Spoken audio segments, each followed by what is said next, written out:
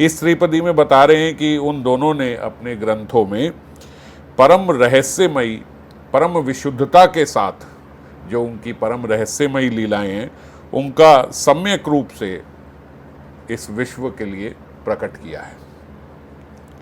युगल किशोर प्रेम लक्ष्यवान जेनो हेम, हेनो धन प्रकाशील जार, जय रूप सनातन देहो मोरे प्रेम धन, से रतन मोर गले हार। युगल किशोर प्रेम जो है ये लक्ष्यवान जेनो हेम, लक्ष्यवान जेनो हेम मतलब लाख बार अगर सोने को तपाया जाए, लक्ष्य मतलब 1 लाख और हेम मतलब सोना, तो लक्ष्यवान जेनो हेम मतलब अगर लाख बार सोने को तपाया जाए तो वो जितनी शुद्धता से बाहर निकलेगा, ऐसा युगल किशोर प्रेम जो है इन्होंने हमें ऐसी विशुद्धता के साथ, वो धन मतलब उसमें कोई मिक्सिंग नहीं है। ये नहीं कह रहे हैं कि युगल किशोर का जो प्रेम है वो लाख तपाए सोने की तरह है।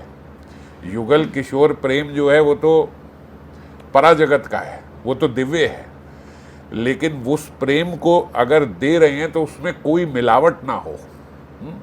लेने वाले को, साधक को क्या चाहिए कि अगर वो मुझे प्रेम का पता लग रहा है, जैसे क्या होता है आज की तारीख में हम किसी को भी सुनते हैं तो वो अपनी 4 बातें बीच में लगा के बता देता है, तो वो बात वैसे नहीं आती जैसी होती है। ये एक बड़ी शिकायत रहती है हमेशा कि शास्त्रों को भी इंटरप्रिटेट अगर परंपरा से नहीं हो रहा है तो सब अपने हिसाब से कर देते हैं। भगवत गीता के भी पता नहीं कितने सारे इंटरप्रिटेशंस हैं, अब सारे सही नहीं हैं, इसीलिए इस्कॉन में लिखना पड़ा Bhagavad Gita as it is. जैसे हम लोग आज जाते ढाबे में लिखा होता है ये असली वाला ढाबा, तो ये क्यों लिखना पड़ रहा है Bhagavad Gita as it is? Bhagavad Gita तो एज इट इज़ ही है, मगर एज इट इज़ इसलिए कि इंटरप्रिटेशन जो है उसमें कुछ मिक्सिंग नहीं करी है। तो यहाँ पे श्री ठाकुर महाशय बोल रहे हैं युगल किशोर प्रेम लक्ष्यवान जेनो हेम, हेनो धन प्रकाशीलो जार। उन्होंने हमारे सामने कैसे प्रकाशित किया है, जैसे लाख बार सोना जो है वो तपाया जाए। अगर 24 कैरेट सोना भी बनाना है तो 2, 4, 5, 10 बार तपाया जाएगा, मगर 1 लाख बार तपाया जाए तो एकदम खरा। 24 कैरेट वैसे ही खरा होता है, लेकिन जैसे हमने पहले भी बात करी थी, एक सोना यहाँ का है और एक स्वर्गलोक का सोना होता है। तो जो स्वर्गलोक का सोना होता है वो और शुद्ध होता है, जिसको जो हमें यहाँ पता ही नहीं है इस जगत में, तो वो भी लाख बार तपाया हुआ नहीं है। उससे भी मतलब कोई इसमें मतलब एक लेश मात्र का भी इसमें कोई मिलावट नहीं है। जैसा उनका दिव्य प्रेम है वैसा ही दिव्य प्रेम श्री रूप सनातन ने हमें यहाँ पे प्रकट करके दिया। उसी प्रकार राधा कृष्ण के पारस्परिक प्रेम में या गोपी प्रेम में आत्म सुख वासना का लेश मात्र भी नहीं है।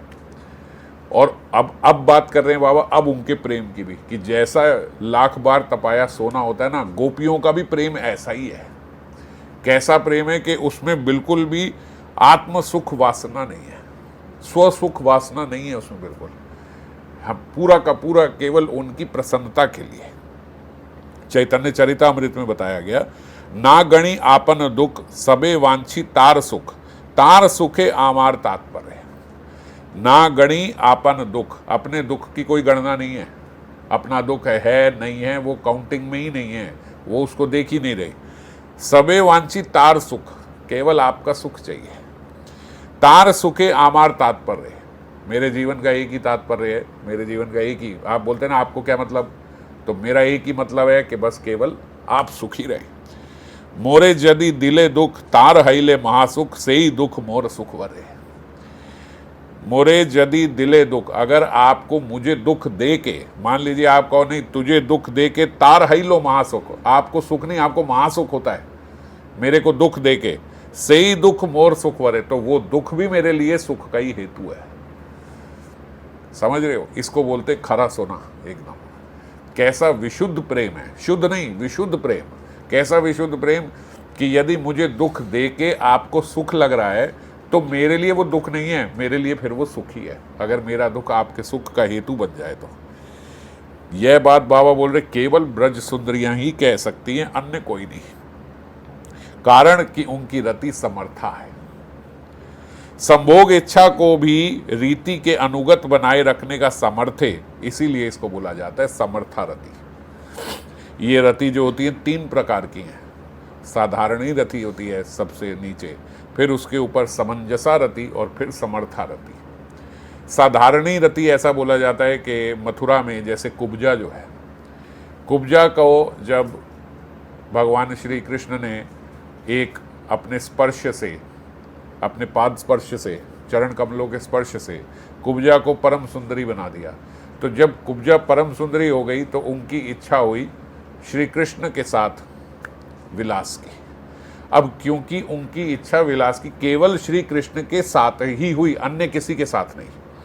ऐसा मन नहीं था कि अब मैं सुंदरी हो गई हूं तो कोई ये भी मिल जाए, अन्य पुरुष भी मिल जाए, या अन्य पुरुष मिल जाए और अगर ये तो परम सुंदर हैं तो ये तो मिली ना, केवल इन्हीं के साथ।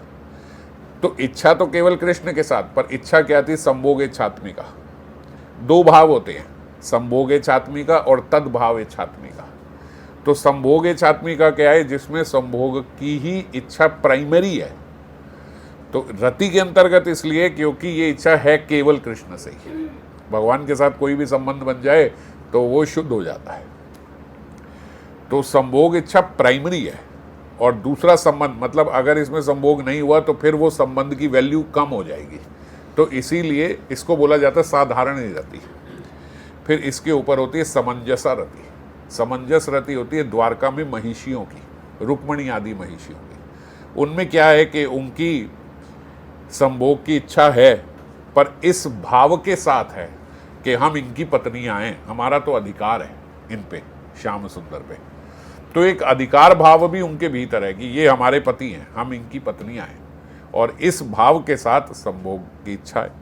तो इसमें भी संभोग की इच्छा है, बराबर है, संबंध भी है कि हम इनकी पत्नियां हैं और संभोग की इच्छा भी है। तो उसमें क्या था? सबसे ऊपर संभोग था, साधारणी रति। इसमें क्या है? संभोग और ये संबंध बराबर है। अब जो गोपियां हैं, गोपियों के भीतर जो इच्छा है उसमें संभोग इच्छा नीचे है, संबंध पहले है। जैसे इसमें बोला गया ना, मोर यदि दिले दुख तार हैलो मा सुख, सही सुख मोर सुख वरे, सही दुख मोर सुख वरे, कि ये दुख भी मेरे लिए सुख का हेतु है। तो इसमें क्या है? इच्छा तो कई सखियों में मान लीजिए अगर उत्पन्न हो भी गई, संभोग तो हो रहा है, पर संभोग की इच्छा नहीं है, वो तदात्मय हो गई है संबंध के साथ। संबंध ऊपर आ गया है और वो इच्छा बहुत नीचे चली गई, तो इसको बोलते हैं समर्था। जैसे तदात्मय का बाबा ने उदाहरण दिया कि अग्नि के साथ लोहे का तदात्मय होता है, तो लोहे की जो ठंडक है, जो शीतलता है लोहे की, वो और उसका तमोगुण दूर हो जाता है। लोहे का तमोगुण मतलब जैसे काला लोहा है तो वो स्टील है, जैसे ग्रेइश ब्लैकिश कलर का, ये उसका तमोगुण और उसकी जो शीतलता है, जो ठंडापन है, वो खत्म हो जाता है। अब क्या हो गया? जब अग्नि के साथ तदात्मिका हो गई तो अग्नि की दाहिका शक्ति और प्रकाश गुण उसमें संक्रमित हो जाता है, लोहे में, है ना। तो इसी प्रकार से बोलते इस रति में या श्री कृष्ण सुख विधान में क्या होता है कि संभोग इच्छा तदात्मय प्राप्त कर जाती है। भोग इच्छा का घना अंधकार, मतलब जो काम वासना है ना, वो काम वासना लुप्त हो जाती है। जो गोपियों के भीतर अगर कोई वासना है, वो वासना है नहीं, मगर समझाने के लिए बोल रहे हैं कि जो काम वासना है वो लुप्त हो गई और हृदय अनुराग से रंजित हो गया। अनुराग का जो कुमकुम वर्ण है वो उससे रंजित हो गया, मतलब इतना भीतर अनुराग आ गया कि जो तमोगुण वाली जो काम वासना है वो तो खत्म ही हो गई, क्योंकि अनुराग से रंजित हो गया है हृदय। तो संभोग इच्छात्मिका तो खत्म हो गई। अब क्या है? केवल संबंध, केवल आपकी प्रसन्नता, ये रह गया। अब आपकी प्रसन्नता में यदि संभोग आ जाए तो फिर ठीक है, समझ गए? तो वो प्राइमरी नहीं है, वो सेकेंडरी, बहुत नीचे है। वो प्राइमरी क्या है? आपकी प्रसन्नता। साधारणी रति में क्या है? संभोग प्राइमरी, इससे ही प्रसन्नता चाहिए। समंजसा में क्या है? अधिकार है, मैं आपकी पत्नी हूं, तो ये अधिकार बन गया, और संभोग इच्छा भी है और एक संबंध का भी अहम है कि मैं इनकी पत्नी हूं। इसमें क्या है? इसमें संबंध तो कोई ऐसा बना नहीं, एक केवल विशुद्ध प्रेम का संबंध है कि आपकी प्रसन्नता होनी चाहिए। अगर आपकी प्रसन्नता में संभोग है तो फिर ठीक है। अगर आपकी प्रसन्नता में ये है कि जीवन में कभी इसके साथ संभोग ना हो तो फिर ये भी ठीक है, पर प्राइमरी आपकी प्रसन्नता है, इसीलिए इसको बोला गया समर्थारति। ब्रज गोपियों की ये समर्थारति, और इसीलिए इसको संभोगे छात्मिका नहीं बोला, इसको तद्भावे छात्मिका बोला, तद्भाव हो गया इनका।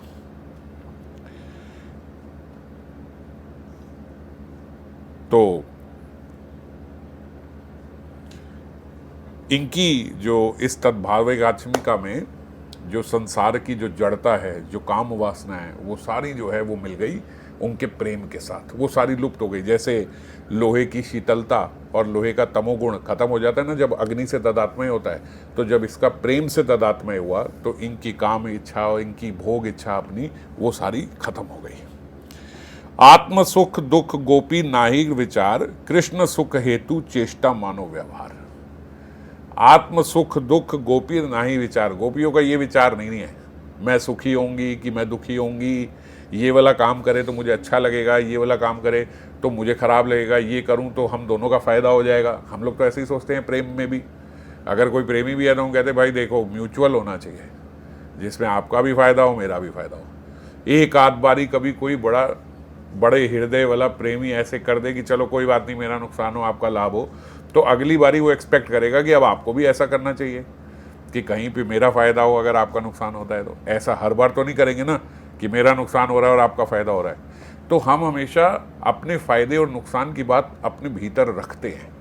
अगर आज मेरे द्वारा अपने प्रेमी के लिए कोई ऐसा क्रिया भी मैंने करी कि जिसमें मेरा नुकसान हो रहा है और आपका फ़ायदा हो रहा है, तो भी ये विचार मेरे भीतर रहेगा कि मैंने उस दिन ऐसा किया था कि मेरा उसमें हानि हो रही थी, आपका लाभ हो रहा था। मैंने दोबारा ऐसा किया, मैंने 3 बार ऐसा किया, मगर आपने ध्यान नहीं दिया कभी। चौथी बारी लड़ाई हो जाएगी महाराज कि मैं ही हर बार क्यों ऐसा करूं। लेकिन यहाँ पे क्या, क्योंकि विचार है, ये करते हुए भी विचार है कि मेरा नुकसान हो रहा है और आपका फायदा हो रहा है। तो विशुद्ध प्रेम क्या है, जहां विचार ही ना रहे, केवल क्रिया इसलिए कि आपको सुख हो। ये विचार ही नहीं है कि मेरा सुख का हेतु है, मेरा दुख का बन रहा है, कुछ नहीं। आत्म सुख दुख गोपी ना ही विचार, ये विचार है ही नहीं, ये कंसिडरेशन में ही नहीं है। कृष्ण सुख हेतु चेष्टा मनो व्यवहार, कृष्ण बिना आर सब करी परित्याग, कृष्ण सुख हेतु करे शुद्ध अनुराग। कृष्ण के बिना आर सब करी परित्याग, और कुछ चाहिए ही नहीं, केवल आप और आपकी प्रसन्नता। कृष्ण सुख हेतु करे शुद्ध अनुराग। ये शुद्ध अनुराग भी किसके हेतु, आपके सुख के हेतु, बस। और ब्रज में दूसरी चीज किसी को नहीं चाहिए, सारी चीजें केवल युगल प्रसन्नता के लिए, कृष्ण प्रसन्नता के लिए। अतएव कांता सेवा सुखपूर, संगम हईते सुमधुर। ब्रज गोपियों की ये वाणी है, बाबा बोलते मर्म की वाणी है, एकदम हृदय की वाणी है ये। प्रकट लीला में श्री कृष्ण जब मथुरा चले गए तो उस दारुण विरह में ये उदाहरण दे रहे हैं गोपियों के प्रेम का, कि जब श्री कृष्ण ब्रज छोड़ के मथुरा को गए तो उस दारुण विरह में अन्य किसी भक्त के लिए प्राण धारण करना संभव नहीं था। कोई इतना प्रेम करता हो और वो प्रेमी ये बोल के जाए कि मैं 2-4 दिन में लौट आऊंगा, और फिर आपको पता लगे कि वहां जाके महाराज 1-2 नहीं 16,108 शादियां कर ली उन्होंने। क्या सोच के आप वहां पे जीवित रह पाओगे? नहीं रह सकते। प्राण नहीं रहेंगे अगर ऐसा हो जाए कि भैया हमारे प्रेमी ने ऐसा कर दिया, प्राण नहीं रहेंगे। आज की डेट में अगर कोई प्राण किसी के लिए ना छोड़े, और निम्न बात है, तो उसके भीतर कोई प्रेम का भाव रह जाएगा? ऐसे व्यक्ति के पीछे जो आप कहो कि 2-4 दिन में आ रहा है और वहां पे इतने विवाह रचा के अब आराम से वहां रह रहा है और लौटने का तो कोई विचार भी नहीं है, आपके भीतर उसके लिए प्रेम रहेगा? पर गोपियों का ये विचार ही नहीं है। इसी का उदाहरण बाबा दे रहे हैं। ये देखो कितना ज्वलंत उदाहरण है। उस दारुण विरह में अन्य किसी भक्त के लिए, इसीलिए भक्त लिखा है, अन्य किसी मनुष्य के लिए नहीं लिखा, भक्त के लिए। अगर भक्त होगा तो उसके लिए प्राण धारण करना संभव नहीं है, मर जाएगा वो, कि नहीं मैं इतना विरह सहन नहीं कर सकता। किंतु ब्रजबालाओं ने प्राण रक्षा की। जो ब्रजबालाएं हैं वो मर भी नहीं रही हैं। क्यों नहीं मर रही हैं, ये सबसे बड़ी बात है। एकमात्र कारण ये था कि प्राणकांत कृष्ण के सुख की कामना, उनके सुख की कामना के लिए अपने प्राण रखें। क्यों? अगर हम प्राण खो देंगी और कृष्ण को पता लग जाएगा कि हमारे प्राण निकल गए हैं, तो वहां कृष्ण को बड़ा दुख होगा। कि मेरे कारण गोपियों के प्राण चले गए। ये दुख वो सहन नहीं कर पाएंगे, बड़ा कोमल हृदय है उनका। उद्धव को बता रहे हैं, उद्धव ये दुख वो सहन नहीं कर पाएंगे। मूर्ख हो उद्धव तुम, हम सोचती थी तुम बड़े समझदार हो। हमें लगता था वहां कोई है जो एक प्रेमी हमारे कृष्ण की साथ रहेगा तो कृष्ण की रक्षा होगी, उनके भावों को बचाएगा। पर आज देखा निपट मूर्ख हो तुम भी। क्या मूर्खता करी उद्धव ने। उद्धव ने गोपियों को आके ये बता दिया कि कृष्ण आपके विरह में वहां पे अश्रु बहाते हैं, रोते हैं। गोपियां बोल रही ये सुन के हमें आनंद नहीं आ रहा उद्धव, हमारा हृदय फट रहा है कि हमारे कृष्ण को रोना आता है। हम तो उनके सुख के लिए जी रही हैं और उन्हें रोना आ रहा है, ये हमसे सहन नहीं हो रहा। और इसीलिए इस बात से हमें पता लगा कि तू मूर्ख है, तू प्रेम की भाषा जानता नहीं। ये बात हमारे सुख का हेतु नहीं है, ये हमें दुखी कर रही है। अब सुन, हमारा हृदय तो पत्थर का बना हुआ है, हम ये सुन के भी जीवित हैं, पर हमारे श्याम सुंदर का हृदय एकदम मक्खन की तरह है। वो ये सुन नहीं पाएंगे। गलती से जाके उन्हें ये मत बता देना कि गोपियां आपके विरह में रो रही हैं। हमारी जो ये विकट अवस्था है उद्धव, ये जाके उन्हें मत बता देना। यहां तो बेवकूफ़ी करी है, अब आगे मत कर देना। हम तो जी गई, वो नहीं जी पाएंगे। ऐसा प्रेम है एक दूसरे के प्रति। तो क्यों अपने प्राणों की रक्षा करी कि ये कृष्ण सहन नहीं कर पाएंगे। यही नहीं, नंद बाबा बोलते अगर लाला को पता लगो कि वहां पे उसके बाबा निकल गए तो लाला को बड़ा दुख होगा। जब लाला ब्रज में आएगा और देखेगा कि बाबा यहां है ही नहीं तो लाला सहन नहीं कर पाएगा। इसीलिए उद्धव हम प्राण रखे बैठे। ये प्रेम है ब्रज का। तो गोपियां भी यही बोल रहे। अच्छा, उन्हें तो ये है कि वो यहाँ आएंगे, वो बोल रहे नहीं हमारे प्राण निकल गए, उन्हें वहां भी पता लगा तो वो सहन नहीं कर पाएंगे। इसीलिए जाके ये मत बताना, ये नहीं कि प्राण निकल जाएंगे, तुम ये भी मत बताना कि हम दुखी हो रही थी। तुम जाके बोलना बिल्कुल ठीक थी, जैसा आप छोड़ के गए थे एकदम वैसे ही है। आत्म सुख कामना का लेश मात्र भी नहीं है इनके भीतर, और अगर रहता तो उस दारुण विरह में बाबा बोलते प्राण धारण करना उनके लिए संभव ना होता, अगर आत्म सुख उनके भीतर रहता, पर नहीं है। ये बड़ा सुंदर चैतन्य चरितामृत से बाबा ने लिया। प्रिया प्रिय संग हीना, प्रिय प्रिया संग बिना। समझना, प्रिया स्त्रीलिंग, प्रिया प्रिय संग हीना और प्रिय प्रिया संग बिना, नाही जिए ए सत्य प्रमाण। मोर दशा सुने जबे, तार एई दशा हबे, एई भय दोहे रखे प्राण। समझ गए। मैं उनके बिना नहीं रह पा रही, वो मेरे बिना नहीं रह पा रहे, ना ही जिए ए सत्य प्रमाण। ये बात सही है। मोर दशा सुने जबी, जब मेरी दशा वो सुनेंगे, तार एई दशा हबे, उनकी भी यही दशा हो जाएगी, ए भय दोनों रखे प्राण। ये सोच के दोनों प्राण रखे हुए हैं कि अगर ये पता लग गया कि मेरे नहीं रहे तो उसके भी नहीं रहेंगे, उसको बहुत दुख होगा। तो इसीलिए दोनों प्राण रखे हुए, प्रिया भी और प्रिय भी। और इनमें सर्वोपरि हैं राधा रानी। इनके मादन आंखें मां भाव में अति सूक्ष्म उपाधियां भी तिरोहित हो जाती हैं। कोई उपाधि रही, बिल्कुल कोई उपाधि है ही नहीं इसमें। इसीलिए वह लाख बार तपाए सोने से भी कई अधिक परम विशुद्ध है उनका जो प्रेम है। ये वो प्रेम है जो पहले ब्रह्मा और उद्धव आदि के लिए दुर्गेय था। ब्रह्मा को भी ये प्राप्त नहीं हो सकता, ये वाला प्रेम। उद्धव को भी प्राप्त नहीं हो सकता। हम सुनते हैं ब्रह्मा ने भगवान से प्रार्थना करी, ब्रह्म तो विमोहित हो गए। इस जगत में अगर किसी को सबसे पहले पता लगता है कि भगवान कहाँ पे अवतरित होने वाले हैं तो वो है ब्रह्मा जी, क्योंकि ब्रह्मा जी की सृष्टि है। ब्रह्मा जी को सबसे पहले पता होता है कि भगवान यहाँ पे इस समय अवतार लेंगे। तो जब कृष्ण अवतार हुआ तो ब्रह्मा जी को पता था। ब्रह्मा जी ने प्रार्थना करी थी कि आप अवतार लीजिए, भगवान ने बताया था मैं इसी समय आऊँगा। पर जब यहाँ आ गए तो इनका ऐसा माधुर्य देखा, इतना ऐश्वर्यहीन देखा परमात्मा को, इतना ऐश्वर्यहीन देखा ईश्वर को, लेश मात्र वृंदावन में ऐश्वर्य नहीं है, ये देख के ब्रह्मा भी विमोहित हो गए कि ये भगवान नहीं हो सकते। ये देखा, ये लीला देखी, वो लीला देखी, तब तक धैर्य धार रहे थे, नहीं शायद हो, शायद नहीं हो, शायद हो, शायद। अब क्या देखा, वन में सखाओं के साथ बैठे हैं, अपनों झूठों महाराज खुद ही हाथ से निकाल के सखान के मुंह में डाल रहे हैं। ब्रह्मा जी ने कहा ये ईश्वर नहीं हो सकते। अच्छा चलो हो भी सकते हैं, अपना प्रसाद दे रहे हो। अब वही उनके मुंह से निकाल के वापस अपने मुंह में डाले। ब्रह्मा जी ने कहा कंफर्म्ड ये ईश्वर नहीं है, ईश्वर ये नहीं कर सकते। दूसरे के मुख से निकाल के अपने मुख में डाल रहे, ये नहीं हो सकते। ब्रह्मा जी विमोहित हो गए, इसीलिए इस लीला को बोला ब्रह्म विमोहन लीला। सखान को उठा के ले गए, वो गौआ को उठा के ले गए, बछड़ान को उठा के ले गए। अब जब सबरे गौआ बछड़ान बच्चा भगवान बन गए, तब समझ में आई ओ यही ईश्वर है।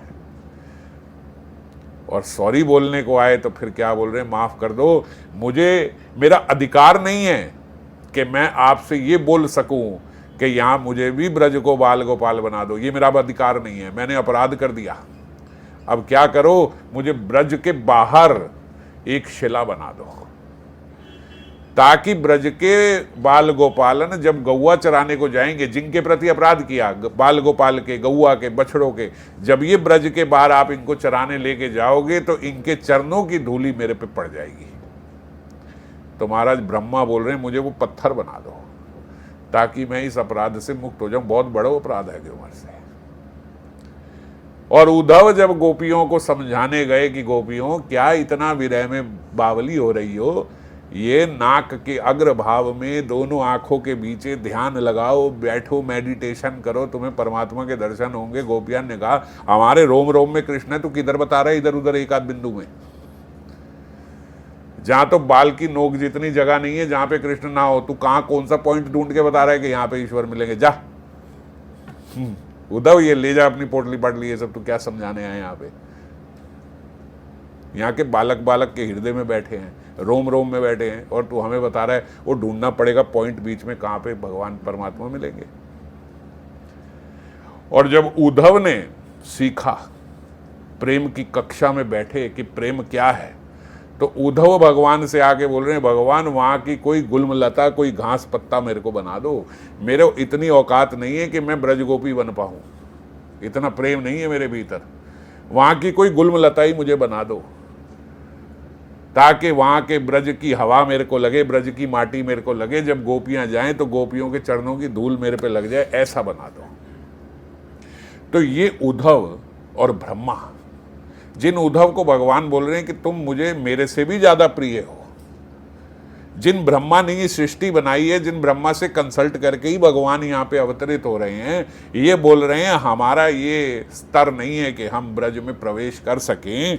वो बाबा बोल रहे हैं वो स्तर, ये श्री श्री राधा माधव का वही रहस्यमय प्रेम श्री रूप सनातन ने अपने ग्रंथों में अभिव्यक्त कर दिया।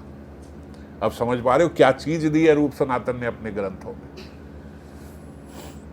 उन्होंने अपने ग्रंथों में वो प्रेम दे दी, वो साधना दे दी, वो विधि दे दी कि जो ब्रह्मा और उद्धव नहीं पा सकते, वो कलिकाल के जीवों को सुलभ हो गया, आप पा सकते हो।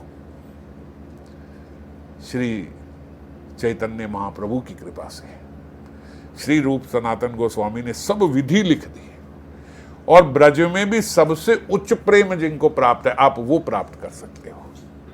ऐसे भी नहीं कि ब्रज को दास बना दियो, ब्रज को ये बना, ना, ब्रज में भी सबसे माधुर्य के सबसे परिकोटि, एकदम ऊपर मंजरी भाव। तो युगल किशोर प्रेम लक्ष्यवान जेनो हेम,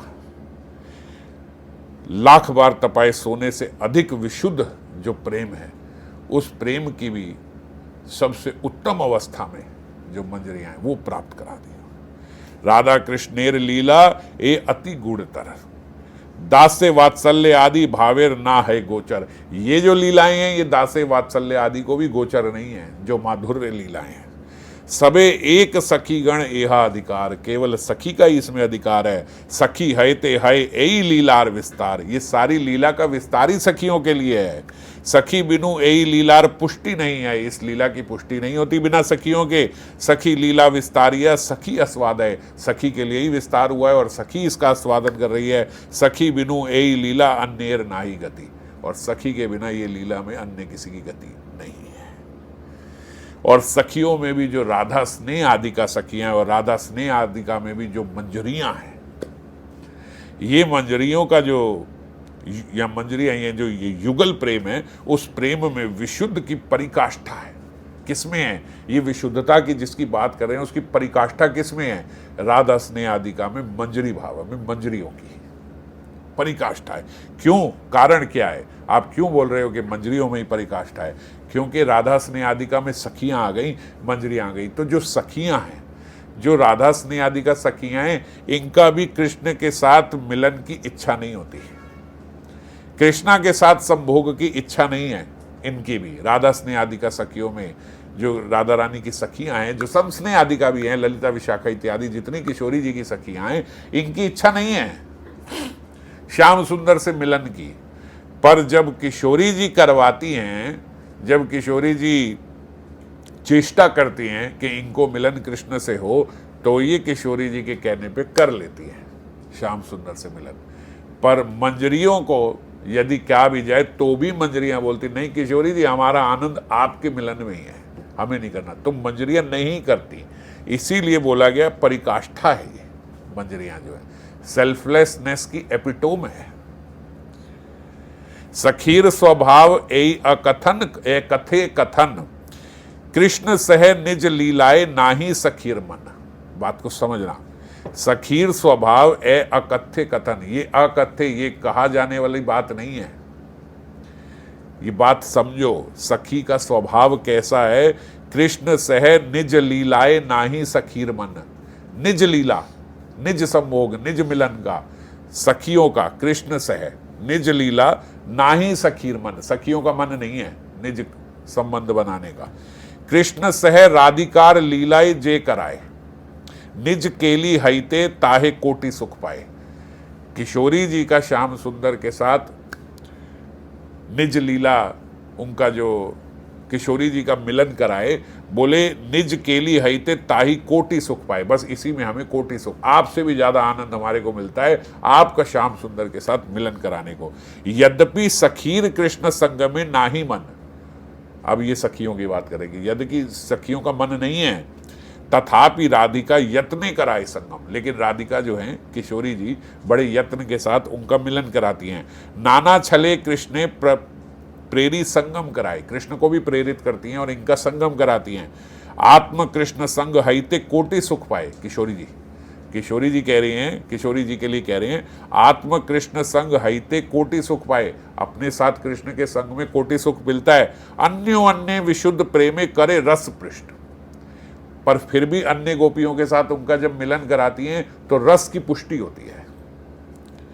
ता सभार प्रेम देखी कृष्ण है तुष्ट, और जब कृष्ण देखते हैं कि इनका आपस में भी इतना प्रेम है, कोई द्वेष नहीं है, कोई ईर्ष्या नहीं है, इनका आपस में इतना प्रेम है कि इतना यत्न करा के किशोरी जी सखियों का मेरे साथ मिलन करा रही हैं, और सखियां करना नहीं चाहती हैं, वो किशोरी जी का मेरे साथ मिलन करा रही हैं। ये इनका भाव देख के ता साभार प्रेम, इनका एक दूसरे के प्रति ये प्रेम देख के कृष्ण है तुष्ट, ठाकुर जी को आनंद हो जाए। देखो ब्रज में आनंद जो है ना, वो केवल प्रेम का है। गोपियों का एक दूसरे के संग प्रेम देख के आनंद है, राधा रानी का श्याम सुंदर के संग प्रेम देख के आनंद है, श्याम सुंदर का राधा रानी के प्रति प्रेम देख के, आप प्रेम देख के प्रेम का ही आनंद है, और कोई आनंद नहीं है। ये ब्रज है। राधा स्नेह आदि का किंकरियों यानी जो मंजरियां हैं, इनमें कृष्ण से मिलने की इच्छा कभी नहीं जगती, होती नहीं। ये निज कृष्ण का संग चाहती ही नहीं, इन्हें चाहिए ही नहीं। क्यों? ये सेवानिष्ठ और सेवागत प्राण है। सेवा रस से ही इनका शरीर गठित है। मैंने एक बार पहले भी शायद कल परसों चर्चा करी थी। सेवा रस से गठित शरीर का मतलब आप यूं समझो, एक रॉ लैंग्वेज में, कि जैसे हमारे भीतर खून दौड़ रहा है, वहां पे शरीर में खून नहीं दौड़ता, रस दौड़ता है। वो रस क्या है? वो सेवा रस है। यहां पे आपको महाराज खाना पीना पड़ेगा अपना खून बढ़ाने के लिए, वहां खून नहीं है, सेवा रस है। तो आपको अगर तंदुरुस्त रहना है, तो हुष्ट पुष्ट रहना है, तो आपको क्या करना होगा? सेवा करनी होगी। क्योंकि भीतर रगों में क्या दौड़ रहा है? सेवा रस दौड़ रहा है। ये सेवा रस कब पुष्ट होगा? जब सेवा करोगे। तो वहां सेवा जो है वो सेवा से ही पुष्टि हो रही है, सेवा से ही आनंद आ रहा है। इसको बोलते सेवा रस से गठित शरीर। यदि आप एक दिन बैठ जाओ, कुछ ना करो महाराज, आप वीक हो जाओगे। जैसे हम कुछ खाना ना खाए, हमारा खून ही नहीं बना, वीक हो गए। वहां पे क्या है? वहां सेवा रस है, सेवा रस दौड़ रहा है रगों में। आपने सेवा नहीं करी, आप वीक हो जाओगे। तो सेवा सेवा सेवा, निज सुख भी किसमें है? सेवा में। आपकी सेवा में मेरा निज सुख है, समझ गए? क्योंकि बना किससे है शरीर? सेवा रस से है। तो यह भाव साधना ही गौड़ीय वैष्णवों की परम आकांक्षित साध्य वस्तु है। यही हमें चाहिए। हमारी आकांक्षा क्या है? हमारी गौड़ीय वैष्णव की यही आकांक्षा है कि हमें यही स्वरूप, मंजरी स्वरूप हमें मिल जाए। श्री रूप सनातन ने अपने शास्त्रों में यही मंजरी भाव देने का जो रहस्य है वो सारा लिख दिया। और खुद कौन है? इन्हीं मंजरियों की आचार्य हैं। रूप मंजरी, लवंग मंजरी, इन्हीं मंजरियों की आचार्य हैं। जो हेड ऑफ द डिपार्टमेंट है वही बेस्ट बता सकता है कि इसमें कैसे आपका प्रवेश होगा। एचओडी है वहां की। एचओडी कौन है? रूप मंजरी, लवंग मंजरी। वो रूप मंजरी आके बता रही हैं ये तरीका है यहां पे आने का।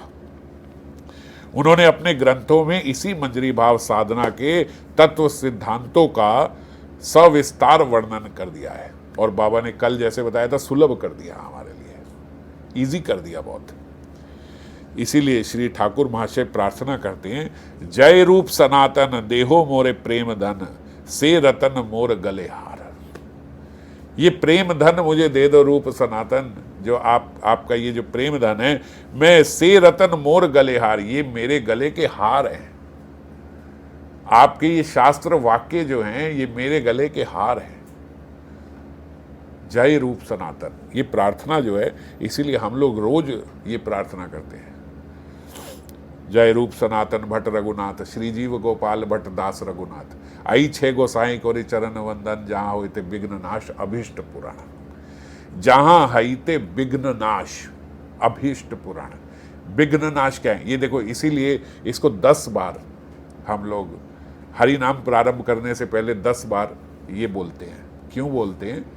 कि रूप गोस्वामी, सनातन गोस्वामी, श्री जीव गोपाल भट्ट दास रघुनाथ, ये सब यही 6 गोसाई, इन सब गोस्वामियों से हम क्या प्रार्थना कर रहे हैं कि मेरे जो अभी जो मैं स्मरण करने लगा हूं, जो मैं नाम लेने लगा हूं, इसमें जितने भी विघ्न आए वो हट जाएं। समझ गए? और क्या हो? अभिष्ट लाभ हो जाए। अभिष्ट लाभ क्या है? यही मंजरी भाव।